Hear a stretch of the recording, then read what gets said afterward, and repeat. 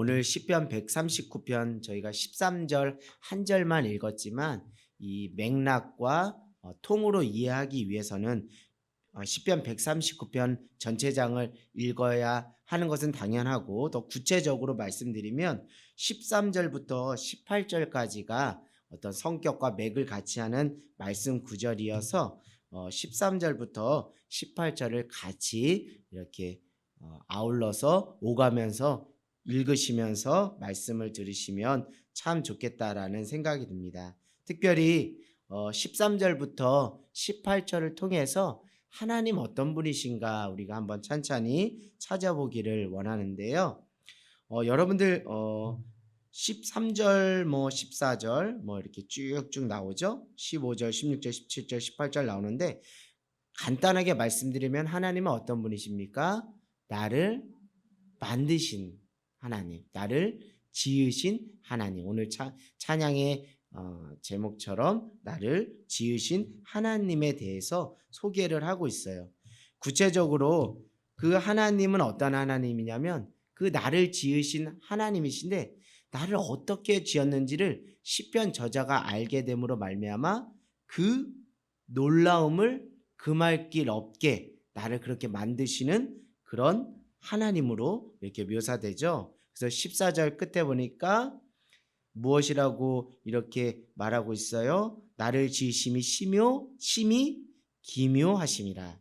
개역 성경에는 심요 막직하니라 이렇게 표현하고 있죠. 그러니까 하나님이 나를 지으셨는데 나를 어떻게 지었는지를 깨닫게 되니까 그게 너무나 놀랍고 감격스러운 거야. 야, 하나님이 이렇게 나를 지으셨다고? 진짜야? 그런 거야? 하면서 야, 하나님의 그 지으심, 창조하신 그 하나님에 대해서 경탄할 수밖에 없다는 것인데요.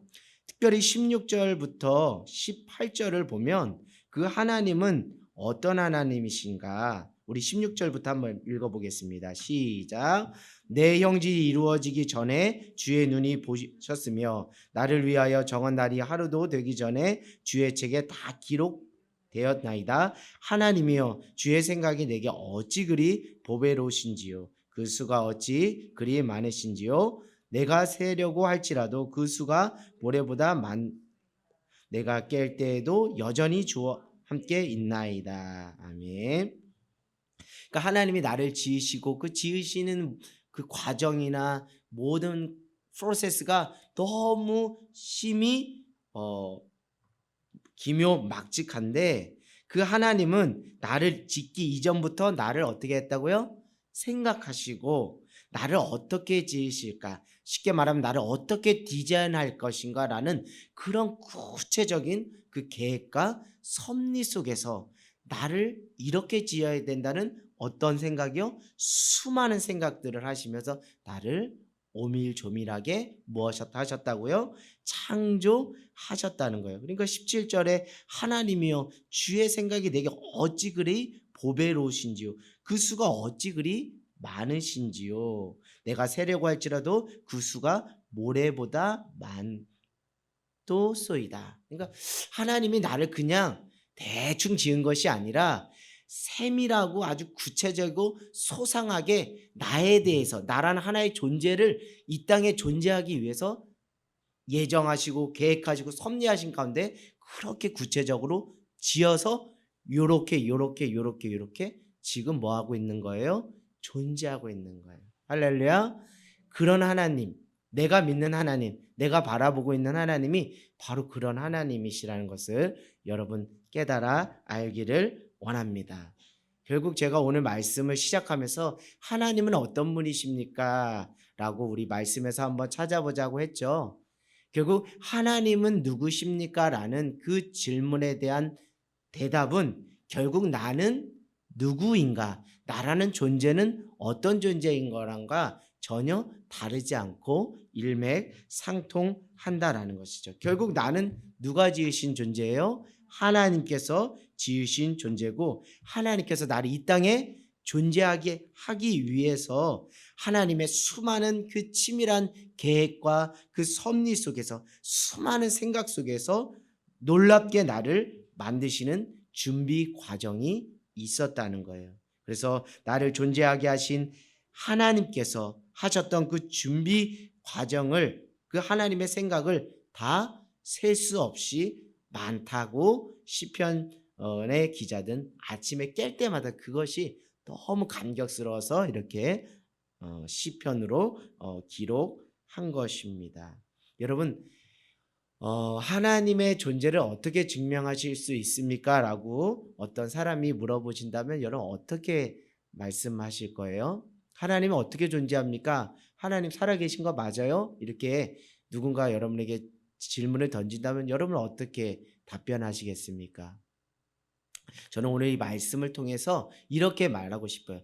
나라는 한 인간, 이 존재가 존재하는 것만으로도 하나님이 살아계신 것, 존재하신다는 것을 증명할 수 있습니다라고 말씀드릴 수 있어요. 왜냐하면 시편 139편을 쓴 시편의 저자는 우리 현대인들에게, 그리고 하나님은 어디 계셔라고 질문하는 그 독자층들에게, 그 사람들에게 이렇게 말하는 거예요. 내가 이렇게 존재하는 것을 봐봐. 이 성경의 표현대로 내가 이렇게 존재하는 것을 보니까 이렇게 계획과 섭리 속에서 수많은 하나님의 세밀함 속에서 존재하는 걸 보니까 하나님이 살아계신 것이 분명해 라는 것이죠. 할렐루야. 그러니까 제가 존재하는 것으로 저는 하나님이 살아계신다라고 확실히 말씀드릴 수 있다는 거예요. 오늘 시편 저자는 내가 지음받은 그 존재 속에서 하나님이 하나님 되시고 하나님이 살아 계신 분이라는 것을 우리에게 일깨워 주는 것이죠. 사랑하는 여러분, 나라는 존재가 왜 소중할까라는 생각을 해보게 됩니다. 수많은 그 사람들 중에 한 사람입니까? 아니에요. 나라는 그 존재만으로 이미 희소성이 있고 존재의 가치와 의미가 있다라는 거예요. 다른 것이 아니라 내가 존재하기 때문에 하나님의 존재하심을 뭐 할 수 있어요? 증거할 수가 있는 거예요. 이게 말의 오해가 될 수도 있겠지만 신앙적인 고백을 합니다. 내가 존재함으로 인해서 하나님의 존재하심을 뭐 할 수 있다고요? 증명해낼 수 있다고, 증거해낼 수 있다고. 그건 무엇이냐면 나를 존재하게 한 그 존재의 근원이 되시는 분이 누구시라는 것을, 하나님이시라는 것을 나의 존재함을 통해서 드러낼 수 있고 증거할 수 있기 때문에 여러분 한 분 한 분은 정말 중요하고 소중한 분이에요. 귀한 사명을 부여받은 사람이에요. 오늘 여기에 있는 한 분 한 분을 통해서 세상 사람들이 야, 너를 보니까, 너 아무개를 보니까 하나님 살아계신 것은 맞구나 라는 그 하나님의 존재 증명을 위한 한 분 한 분으로 여러분들이 이 땅에 존재할 충분한 이유가 있다라는 것이죠. 할렐루야. 그래서 여러분이 뭐 어떤 지위, 고하, 어떤 뭐 신분, 어떤 소유 이런 걸 다 제껴두고 다른 사람과 어떤 비교 우위 속에서 여러분을 평가하는 거 다 제껴두고 여러분은 여러분 존재 자체로 이미 충분히 큰 일을 하고 계신 거예요. 하나님의 존재하심을 드러내고 증거하는 삶을 살고 있기 때문인 줄 믿습니다. 결국 우리가 왜 사는가? 내가 살아야 될 이유가 뭘까라고 질문 던지지 않을 수 없는데요. 그것은 다른 것이 아니에요. 나의 존재함으로 말미암아 누구의 존재하심? 나를 존재하게 하신 하나님을 증거하는 삶. 그것이 나의 삶의 이유와 목적이 된다는 것이죠. 자, 우리 한번 시편 118편 17절로 한번 가볼까요? 구약 890쪽입니다. 구약 890쪽 시편 118편 17절 말씀입니다. 자, 시편 118편 17절 같이 한번 읽겠습니다. 구약 890쪽이 되겠습니다. 시작. 내가 죽지 않고 살아서 여호와께서 하시는 일을 선포하리라. 아멘. 할렐루야. 여러분 살아만 있으세요. 할렐루야. 존재만 하고 있으세요. 뭐 하지 않아도 여러분이 살아있는 것, 여러분이 존재하는 그것으로 하나님이 존재하고 있구나라는 것을 이미 증거하는 귀한 삶을 살아가고 있기 때문인 줄 믿습니다. 이미 존재하는 그것으로 여러분이 이미 가치 있는 존재예요. 그래서 사명이 뭘까? 사명이 뭘까? 사는 일이라고 말씀을 드려요. 그냥 언어적으로 풀면 사는 일. 결국 살아 있고 살아 존재하는 그 자체만으로도 우리는 하나님의 사명을 감당하는 자라는 것을 잊지 않기를 원해요. 그러니까 존재론적으로 사유하고 존재론적으로 사고하고 존재론적으로 세상을 읽어내고 존재론적으로 나 자신을 바라보라는 거예요. 누구의 시선으로요? 나를 태초에 나를 창조하실 때 그 나를 보고 흡족해 하셨던 하나님의 시선으로 나를 존재론적으로 보라는 거예요. 우리가 자꾸 존재론적인 사유를 놓쳐버릴 때가 있어요. 어제 목사님도 그 정체성이라는 부분을 많이 강조해 주셨잖아요. 마지막 때 사단이 공략하는 포인트가 뭐라 그랬죠? 정체성을 흔든다는 거예요. 정체성을 흔든다는 것은 무엇이냐면 존재론적인 사유를 못하게 자꾸 방해를 놓는다는 거예요. 방향에 포커스를 맞추는 것이 아니라 속도전에 포커스를 맞추게 한다는 거예요. 속도전에 포커스를 맞춘다는 것은 다른 것이 아니라 행위 중심적 사유를 하게끔 자꾸 세상이 사단이 분탕질을 한다는 거예요. 조장을 한다는 거예요. 그러다 보면 그 속에서 무엇을 하게 돼요? 비교의식이 생기는 거예요. 아, 저 사람의 행위는 이만큼인데 나의 행위는 요만큼이야.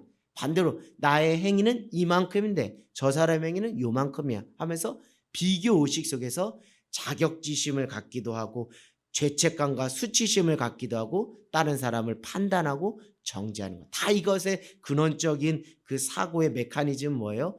행위 중심적 사고라는 거예요. 그러나 하나님은 우리를 행위 이전에 무엇으로 보셨다고요? 존재 그 자체로 봤다. 존재 그 자체로 너는 이미 귀해. 존재 자체로 너는 이미 가치 있어. 존재 자체로 이미 너는 나의 존재함을, 나의 살아있음을 증거하는 귀한 도구로 너가 쓰임받고 있어. 그러니까 너는 죽지 않고 살아서 내가 하는 일을 세상 가운데 만방에 선포해, 드러내. 할렐루야. 여러분 거창한 거 하지 않아도 돼요. 이미 살아만 있기만 하면 돼요. 존재하기만 하면 돼요. 예배자로, 기도자로, 중보자로, 한 사람의 성도로, 한 사람이 그토록 기뻐하신 어린 양, 순전한 양으로 존재만 하고 있으면 그 삶을 통해서 하나님은 충분히 여러분을 통해서 당신의 살아계심을 온 세상 열방 가운데 증거하게 될 줄 믿습니다. 여러분, 한국 교육의 근본적인 문제가 뭔지 알아요? 한번 제가 말씀드릴게요. 어른들이 아이들한테 뭐라고 간혹 얘기하죠? 너 커서 뭐가 될래? 이러죠. 너 나중에 뭐가 될래? 이런 거죠. 근데 어른들이 저도 자라면서 이런 질문을 일체 들어보진 않았어요. 너 누구니? 너 어떤 존재야? 너 어떤 사람이야? 이런 질문을 어른들이 던지질 않았어요. 교육 환경에서 이런 질문을 하나도 던지지 않았어요. 그러니까 존재론적인 질문을 하나도 던지지 않았어요. 어른들은, 세상은 자꾸 너 뭐 할래? 너 어떤 행위를 할래? 너 커서 무엇이 될래? 라면서 존재 이전에 무엇을 먼저 자꾸 푸시하는 거예요? 행위를 푸시하는 거예요. 그러나 여러분, 우리의 신앙의 기초를 닦기 위해서 우리가 지혜로운 건축자 되어서 우리의 인생을 슬기롭게 건축하려면 무엇이 먼저 돼야 된다고요? 터가 잘 닦여야 되잖아요. 그 터가 뭡니까? 존재예요. 존재. 그러니까 존재론적으로 사유한다는 것은 정체성이고 결국 그것은 내가 어떤 존재인지를 끊임없이 질문하면서 그것을 하나님으로부터 답을 얻고 살아가는 그 존재의 터가 견고해질 때 그 견고한 존재의 터 위에서 기둥을 세우고 살을 붙여서 인생이라는 건강한 짐을 짓는데 한국 교육이라는 것은 존재적 사유를 계속 무시하고 터부시한 채 자꾸 너 커서 뭐가 될래 이러는 거예요. 요즘 여러분 현대인들이 정신적이고 정서적이고 어떤 부분에서 영적인 문제들이 많이 야기되고 있어요. 여러분들이 굳이 말하지 않아도 다 그런 문제들 속에서 주변 사람들이 힘들어하는 것을 봐요. 저는 근원적인 원인이 다른 데 있다고 생각하지 않아요. 존재론적인 사유를 깊이 있게 들어가는 것. 그러니까 우리 올해 예수님께 깊이 내 존재가 뿌리 내리는 여기에 에너지와 포커스를 두는 것이 아니라 이것을 경히 여기고 자꾸 어떤 행위로서 나를 어필하고 드러내려고 하는, 결국 무엇입니까? 집안이 약하니까 집은 결국 모래 위에 쌓은 성처럼 무너지게 된 거예요. 그 속에서 정신적이고 정서적이고 또 육체적이고 영적인 문제들이 드러나게 되는 거예요. 사랑하는 여러분, 여러분 존재만 하시면 돼요. 여러분 살아서, 죽지 않고 살아서 하나님께서 하신 일 선포하시면 돼요. 날 때부터 소경된 자 예수님은 그를 축복하셨어요. 네가 무엇을 특별히 해서 내가 너를 귀하게 여기는 것이 아니라 너는 이 땅에 태어날 때 하나님이 너를 통해서 하시고자 하는 분명한 일이 있기 때문에 그것을 하나님의 예정과 섭리와 계획 속에서 너를 아름답게 쉬며 막직하게 창조했기 때문에 너는 너라는 이유 자체로 뭐예요? 스페셜, 특별해. 존재하는 이유만으로 가치 있어. 그렇게 하나님이 바라보셨다는 거예요. 그래서 우리가 우리 자신의 모습을 이해한다는 것은 하나님은 누구신가? 그 하나님의 그 시선으로 나를 바라보고 하나님이 나의 있는 존재 그 자체를 존중해 주시고 긍정하셨듯이 내가 나를 그렇게 존중하고 긍정할 때 이미 여러분을 통해서 하나님의 하나님 되심, 하나님의 살아계심을 증거할 수 있게 되는 줄 믿습니다. 여러분 이제 여러분 자신을 들여다보기를 원해요. 내가 이런 존재였구나. 저도 시편 139편을 말씀을 준비하면서 내 안에 존재가 좀 허물어졌던 부분들을 다시 재정립하는, 그리고 내 정체성이 참 흔들려져 있었구나라는 것을 다시 깨닫게 되었고, 이 시편 139편 말씀을 듣고 내가 정말 이런 자였구나. 하나님이 나를 정말 이렇게 생각하셔서 이렇게 치밀하게 준비하고 나를 존재하기 위해서 이렇게 무엇이라고 해요? 13절에 뭐죠? 내 내장을 지으시고 나의 모태에서 나를 만드시고요. 자, 그리고 여러분 보시겠습니다. 16절에 저는 기가 막혀요. 내 형질이 이루어지기 전에 주의 눈이 보셨으며 나를 위하여 정한 날이 하루도 되기 전에 주의 책에 뭐 했다고요? 다 기록했다는 거예요. 여러분 상상을 해보세요. 저 이경학이라는 한 존재를 내가 존재하기 전에 내가 이 땅에 존재하게 해야지라고 태어나기 전에 이미 그런 것들을, 수많은 당신의 생각과 계획들을 빽빽히 뭐 했다는 거예요? 책에 적어. 그게 저만이겠습니까? 여러분도 그런 과정 속에서 하나님 이 땅에 존재하게 했다니까요. 얼마나 감격스럽고 얼마나 여러분이 복되고 존귀한 자라는 것을 성경 시편 139편을 통해서 다시금 발견하게 되는 것이죠. 여러분 오늘 집에 가서 한번 전신 거울이 있다면 전신 거울 앞에, 아니면 작은 거울이 있다면 작은 거울 앞에 내 얼굴을 한번 들여다 보시기를 원해요. 나 어떤 존재지? 스스로에게 질문을 던져보세요. 그러면 하나님께서 여러분에게 아이고 우리 복덩이, 우리 복순이, 내가 너를 통해서 이미 나의 존재함을 세상 가운데 알리고 있어. 잘 살고 있어. 그러니 죽지 않고 살아서 너는 나를 증거해 라고 하나님께서 위로하시고 격려하게 될 줄 믿습니다. 거울 앞에 선 나를 쳐다보시고 다시 나 자신을 사랑하는 저 여러분 모두가 되기를 원합니다. 나 자신의 존재를 보고 스스로 감탄하는 복된 인생이 되기를 원합니다. 우리 옆 사람에게 이렇게 말하고 말씀을 마칠게요. 당신은 소중한 사람입니다. 인사할까요? 당신은 소중한 사람입니다. 아멘.